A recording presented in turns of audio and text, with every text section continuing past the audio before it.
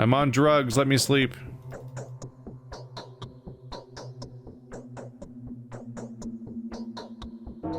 There we go. Health's way up, but also it's later. It's 3 o'clock. That's why we make manual saves.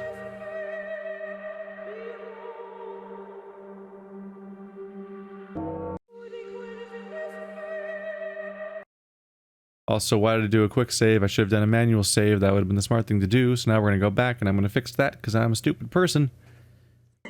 I did save first, admittedly, but I did a quick save, which is not a smart thing.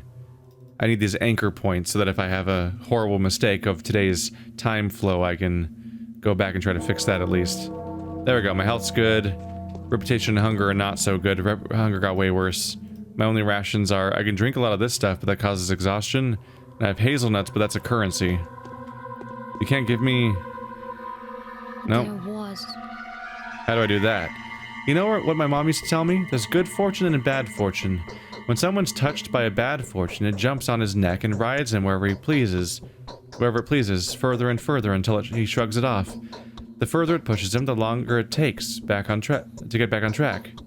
That's nothing new. Perhaps, but the point is, the bad fortune will plant misdeeds on your path, so that you commit more and more of them. Even something innocent thrown into your path by the bad fortune can turn out to be an evil deed when you're carrying it on your shoulders. So is it on my shoulders already? It is. It's unlikely you will manage to do a lot of good deeds, but please at least try to stay away from doing bad. I could even tell you where the bad deeds await you today. Do you believe in my precognition? Sure, I'll pretend. Danger awaits you at the cemetery, at the warehouses, and in the steppe. I don't know what it is, but chances are you will do a lot of evil there. It'd be best for you to not go there today at all, and do not listen to the misguided advice that claim otherwise. I'll think about it. Many good people have turned away from you, and the bad ones are drawing closer, lost in the vacuum. You'll be tempted to meet their requests. Do not make that mistake. I'll try. He warned me about the dog head murder.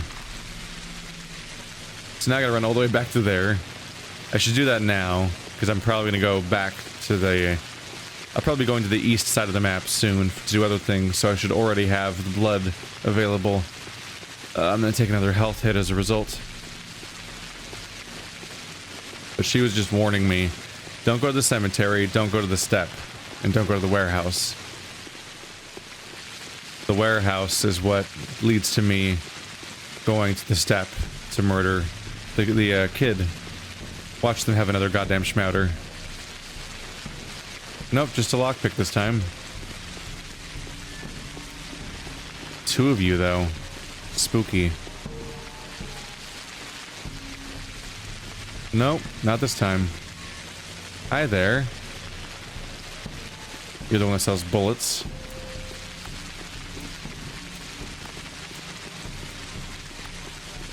You're so eerily tiny. Spooky. I'm going the wrong way. Whoops.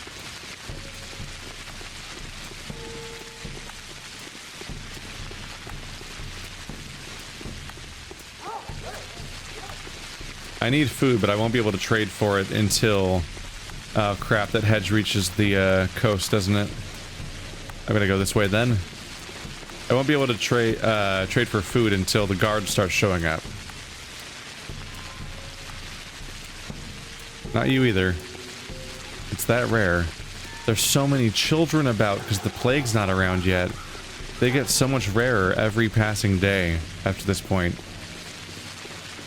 For the first half of the game, they're kind of around. Second half of the game, I was hurting, trying to trade off any of the things that actually I can trade with them. Now the opportunities were really coming up. Always be trading. I'm gonna need that tourniquet for when I trade my blood off in a moment. But that should... I'm hoping saving that guy leads to a nice spike of reputation to the point where the meter goes away. That'd be good news.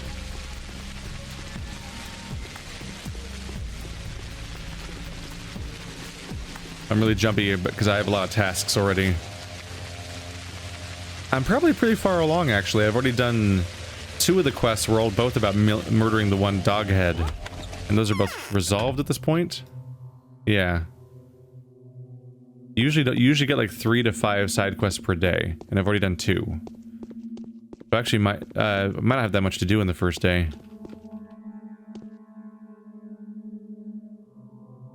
What do you need, parasite? They say you've got donated blood. Nope. Allow me to enlighten you. Blood can't be preserved outside a living organism. Someone is wounded and needs blood. Sure. Could I give away some of your own? I'll pack it for you. I will. That's why I'm here. Okay, he packed my blood. Okay, my health's not that bad. That's a surprise. I thought it might be brutal. It only took out half of it.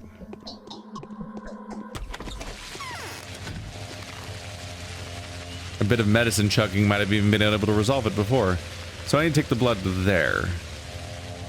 See, that's resolved, that's resolved. Let's see. They say I am a patricide. The whole town has risen against me. Who would agree to talk to me now? Who's going to teach me to defend myself? Oginski suggests that his children may have some valuable advice, Victoria and Vlad the Younger. Capella told me that my fate was linked to those of peculiar children. Apparently they stood beside my father when he was breeding his last. I need to talk to Notkin and Grace about it. I also have to pay another visit to my father's house, since the children seem to have frequented it. I'm supposed to go to my house anyway. Notkin and Grace. That's Grace's lodge. Okay. So we'll go to Vlad, because he's supposed to have more advice. Then I'm going to Notkin and Grace. Notkin's there. Grace is there. That lines into with my current cemetery trajectory. And so it goes. It's so fucking weird to go back to day 1. I've also got I've got less risk than I'm used to. Due to the fact that the town is not plaguing me constantly, or mugging me. And now that my reputation's higher, I'm not being constantly assaulted by the randos, so we're actually good to go. Did I just like jump a little bit? Oh, when I pressed M, I think I pressed spacebar at the same time. That was me. Felt like a weird hitbox moment.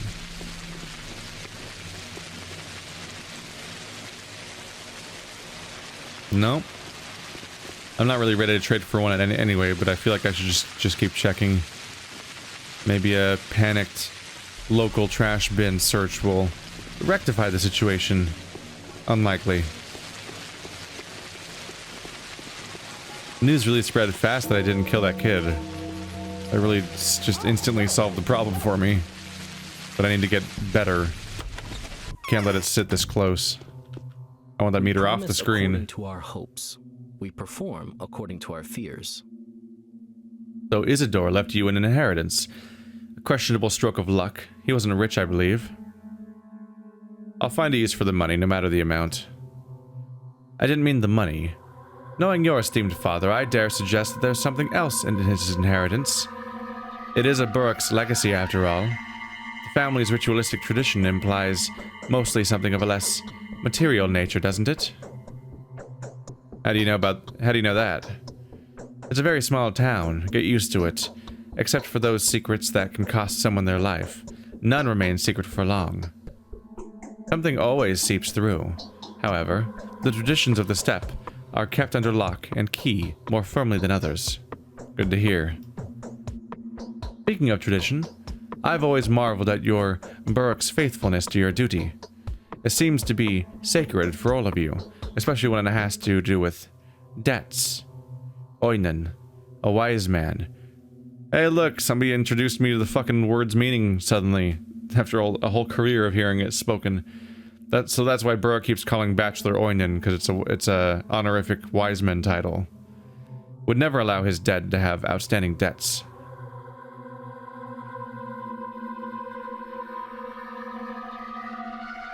True. If that ever happens, this warden's kin is stripped of their right to possess secret knowledge. A Haruspex whose conscience is guilty is no longer a Haruspex. That's what I've been told. Exactly. You're not an expert on the local traditions, though, are you? Even though you come from a native family? You were taken away when you were very young. You seem to know more than I do. How come? I'm just keen on the local lore. I mean, my father's personal circumstances. How do you know what his inheritance contains? A simple analysis leads me to believe that you'll inherit something else, along with priceless knowledge, unique potions, material possessions, of course, an obligation, a terrible one. Kind of obligation. A risky obligation, a dangerous one. If I were you, I would think twice before accepting that inheritance, even though you're in a dire situation. You may find there's a venomous snake in that precious chest.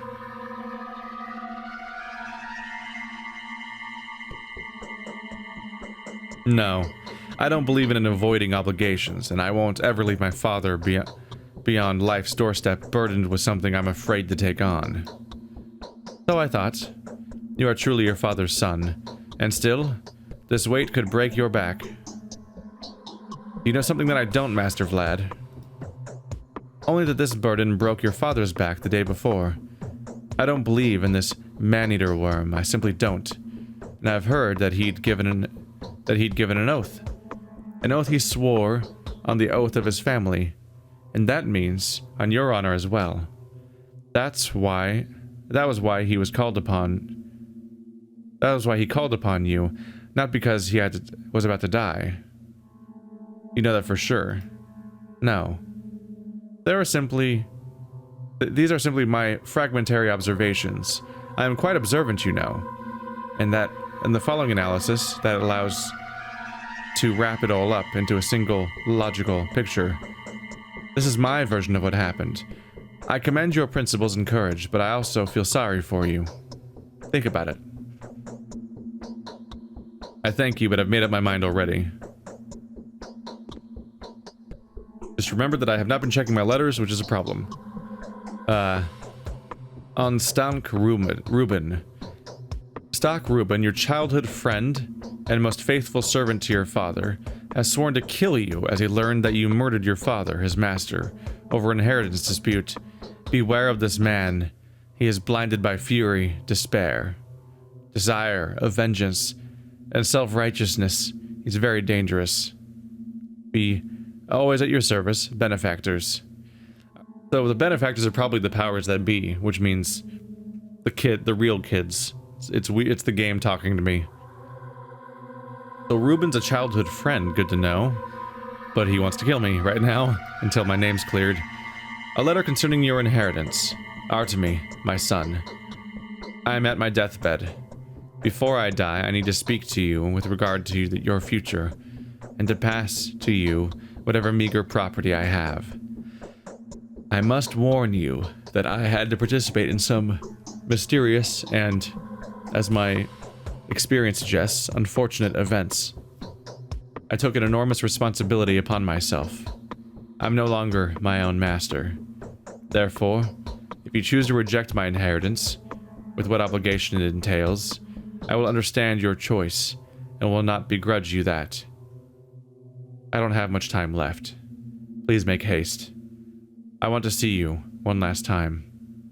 What a pity I did not spend more time with you while I could.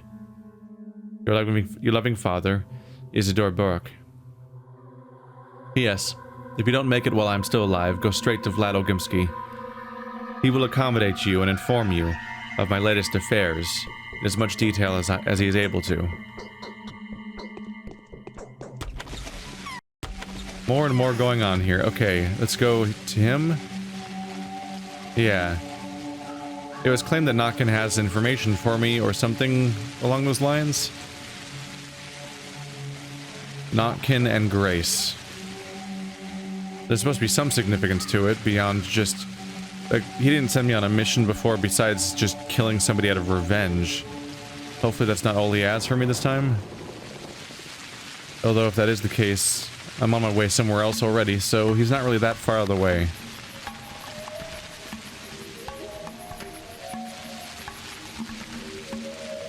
It's a different day one, but once again I'm told that on day one I'm hunted. Going by the fact that I don't start off with a bound, and no bound is currently at a risk according to this screen, It's probably true that much like the Bachelor quest, I will die if I can't fulfill the day one quest. Nice strong tutorial, I suppose. Forced you to figure out how to succeed at least one day. And then they let you free, like, you can figure it out from here. Suffer the consequences if you fail. That big city doctor is no wimp. A dangerous type. I couldn't imagine we'd find such a rat among us on the eve of war. Knockin', tell me please.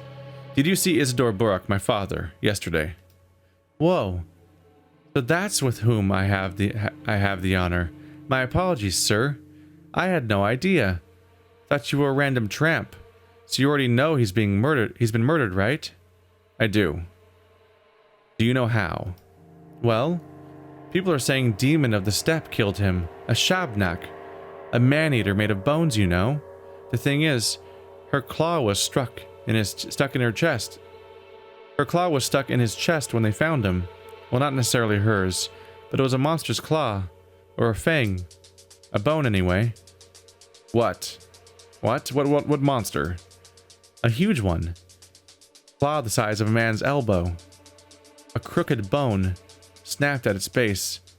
The rumor flew away that a man-eater from the scary stories, the Shabnak Adir, had come out of the steppe to punish us.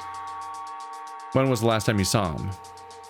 The lads told me he'd returned from the steppe, so I went to visit him. He spent many days in the steppe this time, you know. I thought he might tell me something about the bulls. So there I went. But all I saw was smoke. And the stench was as if somebody was burning a blanket. The lights were on, but he wasn't there. He went to Simon. Came back almost at dawn and chased me off. Chased you off. Stomping his feet even. Don't you even come close to me, he said. It was weird.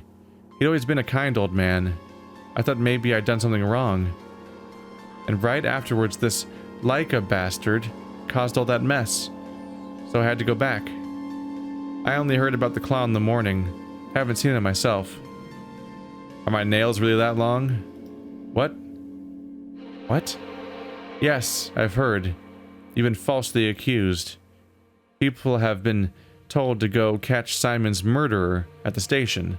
That was before the claw. Isidore hadn't been found yet. Then they declared that there was one murderer. Simon had been killed by a shabnak. Fine tangle, this whole business. Thank you, Notkin. I see double or something. Has anyone come around looking for me? Oh, yes. There's been this smart aleck, a pushy guy.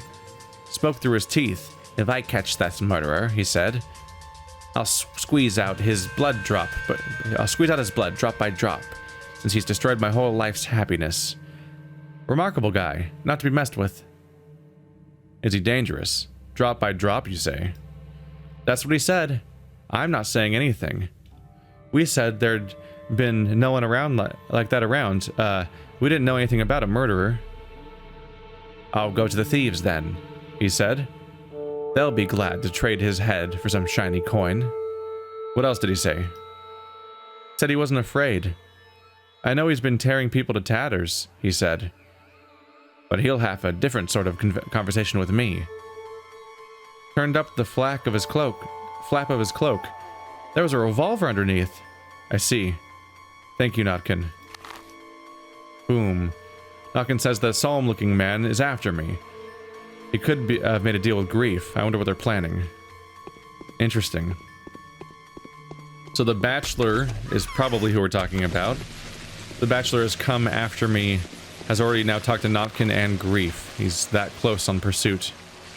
I always come out of that house facing a different direction than I think I am. He has a revolver already? That's not fair. I didn't have a goddamn revolver at this point in the game. I'm pretty sure I had to like... how did I get my first revolver? Shit, I actually don't remember. I had to like beg one off of Soberov.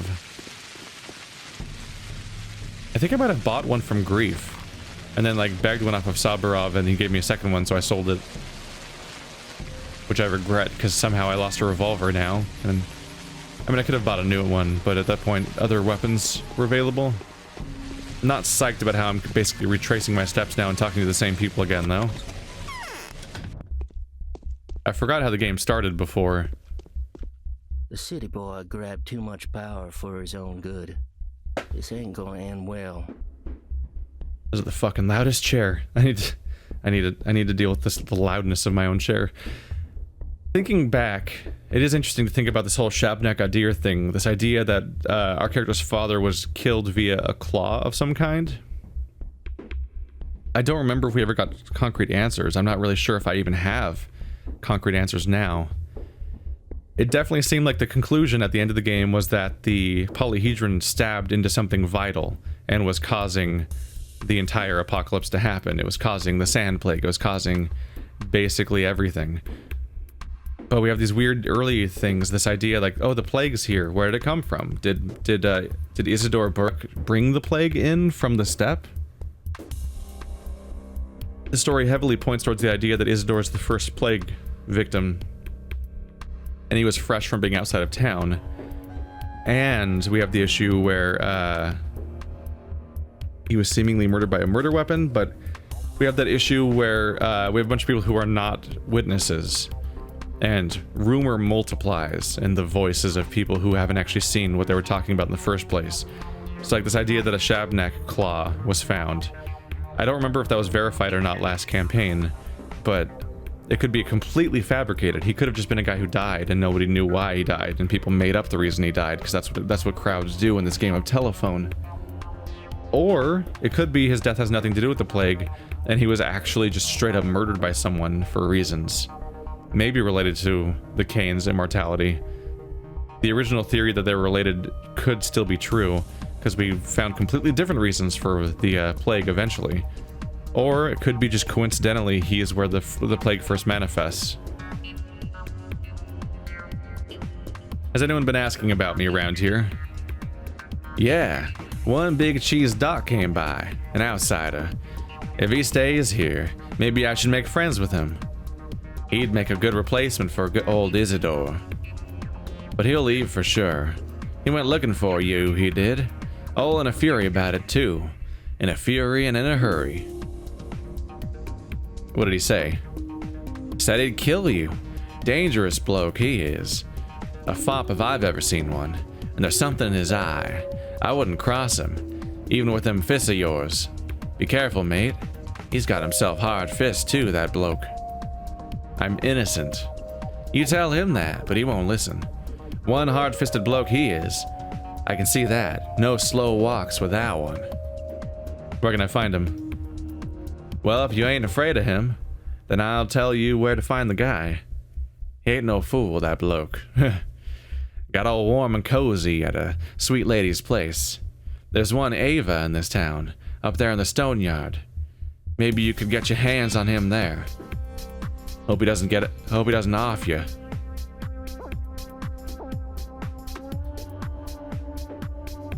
You're looking to put us at odds, aren't you? Don't you worry, I'll speak to him and no one's going to die. Great. Thanks. A fool's tongue is long enough. Frustrating. Obviously.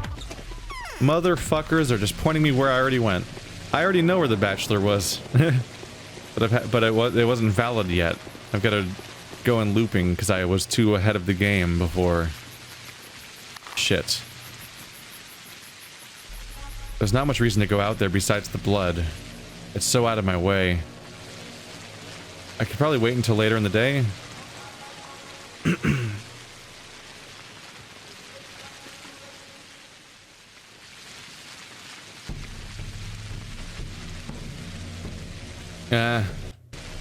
I should make a save. Doing a new save because I'm going really far out of my way. I think I should deal with the blood situation. The blood is supposed to have an expiration date on how long it can last. And the guy is supposed to be dying over time, so there could be, conceptually, a time limit on the quest, even if it's not told to me. He might die if I leave him long enough, or the blood might go bad if I wait long enough. The fact that I even had to sleep might be already bad news, actually. Whoops. We'll see. Then we can get back on the track. It's 4:30. I'd be more worried during previous time, but at this point, I admittedly have played long enough that my navigation of the map is improved, my awareness of how the campaigns work is improved, my awareness of basically all the mechanics is significantly better than it used to be. So I'm somewhat more confident I'll be able to make it on time than I used to be. And so even if I have to go a bit out of my way, like, depending on how big the quest is, I guess, this bachelor quest.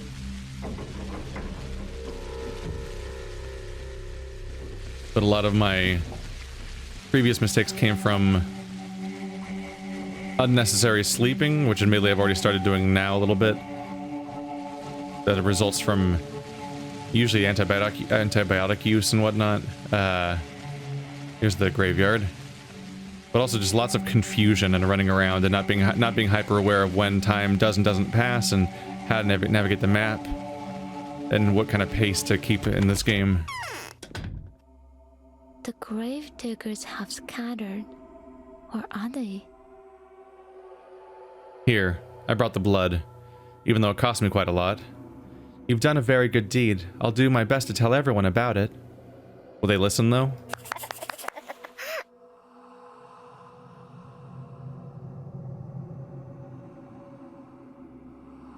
It's chilly here. Very chilly. You're saved. Oh my god, where's my reputation? Oh, it's way up now. Cool, it's invisible. That was a close one, mate. Why didn't you finish me off? I did it for myself, not for you. The words of an honest man. How can I repay you? Like, do you need anything of mine? Give me your knife. You won't need it anymore. Hey, I've got a weapon. Cool. There we go. Could you go and tell everyone that the man with my features is not the killer? Yes. That ain't hard at all. We'll spread the word all together. The truth will be restored in no time. That's all I'm asking. Did the blood help? Yeah. I can't remember how you poured it in. That heart's beating all right. All right then. It seems I'm following in my father's footsteps. Have some rest. No. There's enough space here for a single man, let alone more. My hunger's getting high, but everything else is doing a-okay. We turned this day around pretty quickly. Exhaustion's fine, health is fine, immunity is default. I think it's defaults to being 50%. Infection's 0. Reputation's high, not max, but high. Pretty good for starting off the day in the everyone wants to murder me territory. Big goal next is to go all the way back to Dankovsky, but also need to get some food along the way. Should I take a more roundabout path? Maybe. Or I could just go right back along this track again. Maybe that's for the best. It's the fastest... Should be the fastest route back to there. Maybe? Maybe not. No, let's take a different route. Give me a chance to loot things along the way. Give me a chance to find a place that sells food. And it should work out as long as I avoid getting trapped behind fences. I could talk to Aspity, but she's not one of mine, right? No. In fact, I'm beginning to suspect that even though I've thought that they were a child this whole time, I'm not sure if Aspity even counts as a child in this game's standards. She's always seems to be included among the adults and almost like talked about as if she's older than she is or something. Which might mean that she just is actually that old. I'm not sure. I'm not sure what to make of her. She doesn't talk like a child, that's for sure.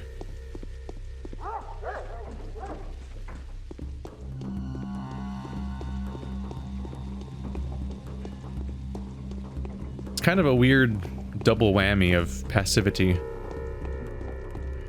when you play the last day of a campaign, then the first day of a campaign. That's 2 consecutive days of no plague and no one really attacking you. Mostly. At least, you know. Okay, so what can I afford? Bread.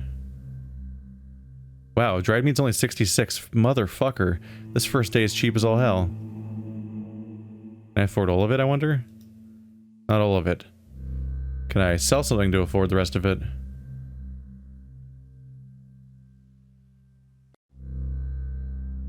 I don't need no lamp. No. No. That's, I only need 6 more.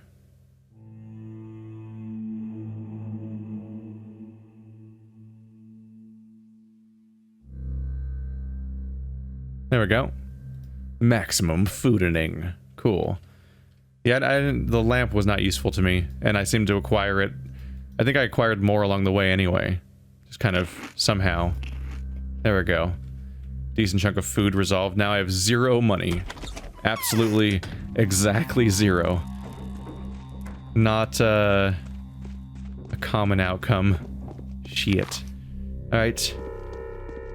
Hudankovsky, or, you know, the place where I already know he was, but now we'll check. We'll ask for realsies? Can I trade with you? Alright, just ammo. You bore me with your offerings.